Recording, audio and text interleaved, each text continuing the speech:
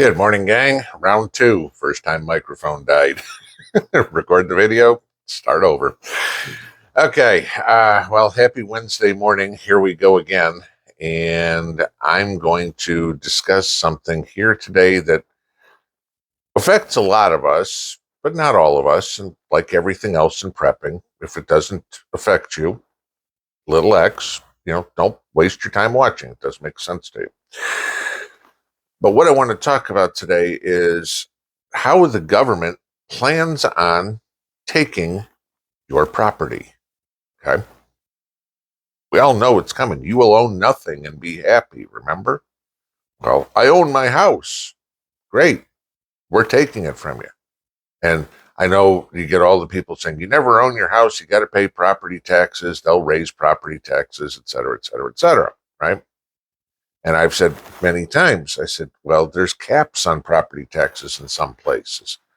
For Tennessee, for example, they can't raise your property taxes more than 2% without it going to a vote, right? That's the way the law is written. It's in the Constitution. So that rules that one out. So the government's got to come up with another way to take our houses from us, to take our property from us. And they've got it. And nobody's paying attention to it. It's going through court right now, and the case is in front of the Supreme Court, and it's entitled Moore versus the United States. Now, let me give you a little bit of background on this one real quick, very briefly, just so you understand what the case is. The Moores have unrealized gains. In other words, they didn't sell anything. They haven't collected any cash or anything like that. They bought something. It increased in value. They still own it. And the government wants to tax them. Of course, the way the law is written right now, you don't pay taxes on unrealized gains. You only pay taxes when they are realized. Except the current law that's going on that they're trying to get through and the Moores are trying to stop changes all that. Now, of course, the Moores put this through the court system in the Ninth Circuit Court, okay, it's the Court of Appeals, Ninth Circus, denies it and says, nope, you're taxable on unrealized gains. So it's now going to the Supreme Court. Pray to God, cooler heads prevail in the Supreme Court. I want to give you this, okay? Right now, it is talking on investments. Now, do you know how your home is classified? There are actual classifications. You can ask your mortgage company or whatever. Your house could be classified as your primary residence, which most of us would be. Maybe you've got a second home. Is it a second home? Do you spend time living there or do you rent it out? Well, then it could be considered a secondary property. Or it could be considered an investment property. If you rent it out, then it's an investment property. Okay. Let me ask you this. Any of you purchased a piece of land as a bug out location? An extra piece of land that you could have a garden on, raise animals, whatever, that's not connected to your primary residence land?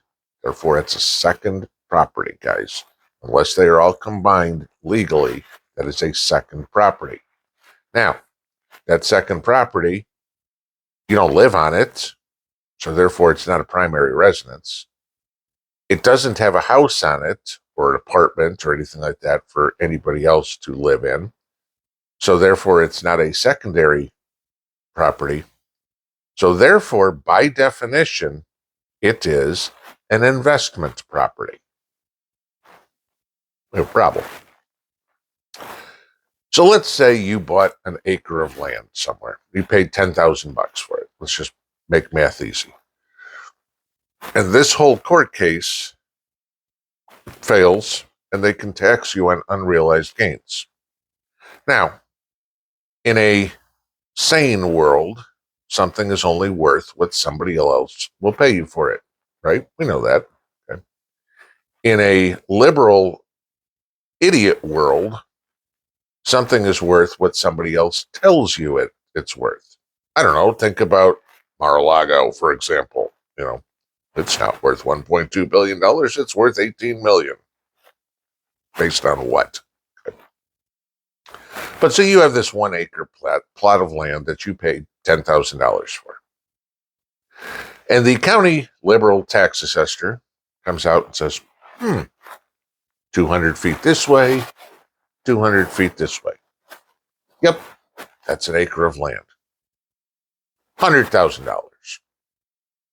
And you go, cool. It's $100,000. Damn, I only paid $10,000 for it. I'm making money. Tax assessor goes, paid $10,000 for it? Yeah. Here's your tax bill for the $90,000 in unrealized gains. But 20% tax rate, take the average. You just got yourself an $18,000 tax bill on a $10,000 piece of property because some knucklehead threw a number out there. Nobody paid you $100,000. So now you have to come up with $18,000 to pay the taxes on this property. Got an extra 18 grand laying around? Probably not. Okay. So you go to the tax assessor. I can't pay $18,000. He goes, no problem. We'll put it up for tax sale. Done. Government now takes your property. Okay. Hello, BlackRock. I've got this piece of property here. It's about an acre. You guys want to buy it? Oh, $2,000? Sure. Sold. 15-minute city. BlackRock owns everything. Okay. You think I'm kidding? Let me give you this. On the last day of the Trump presidency, the average mortgage payment, granted this includes interest, okay, the average mortgage payment in the United States was $1,787. As of today, the average mortgage payment in the United States is $3,322. Now, sure, some of that is because, interest rates and Bidenomics have tripled, okay? But other parts of it are property values have gone up. I know that. Mrs. P and I bought this house for $218,000. You guys know that. According to Zillow, it's worth over $400,000. Okay. I have $200,000 in unrealized gains. Uncle Sam going to send me a tax bill for 40 grand? I'm effed. Okay. There's that thing. It's going to start with investment properties. You know damn well it's going to everything because this is how they want to take all the land. You'll own nothing and be happy, remember? They can't property tax you out of it, so they'll unrealized gains tax you out of it because there's nothing in the tax code that says otherwise that they can't do it. So this is where we need common sense to prevail. Now, I told you guys a little bit about this weeks ago, or a couple of weeks ago, I think it was, on how the banks would love this because the banks are sitting on a whole bunch of unrealized losses from all those treasury bonds that they bought with interest rates down at 1% and 2%, okay, that the treasury bond is now worth 90 cents on the dollar. They haven't sold it, so it's unrealized losses. But they can take the tax write-off, which saves the banks. Gee, I don't know. You think the politicians aren't in cahoots with Jamie Dimons of the world? Yeah, just a little bit. Okay. Of course, eventually they'll have to pay those gains when those bonds matured. Then they'll be realized gains. But you know damn well they will change the laws on it, okay? It's just, I've said for years, I still think the Roth IRAs and all this sort of stuff are, Roth 401ks, are just a panacea because, well, pay the taxes now and then we won't tax you later, okay? So you paid the taxes in 2020. You're going to retire in 2040. You really trust the government to change their mind? Well, you know what?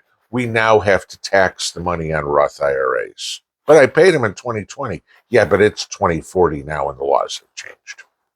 Just telling you. Okay. Wait, it's coming. This is the attempt that they are going to make to steal the property, and this is how they're going to do it. We need to be paying attention to things like this. We better pray to God that the Moors win this case. Because, well, big business, big politics, big banks are hoping that they can get the breaks. Joe Average is the one that's going to get screwed. And I challenge anybody. Please show me one instance under the Biden administration where the American public hasn't got screwed.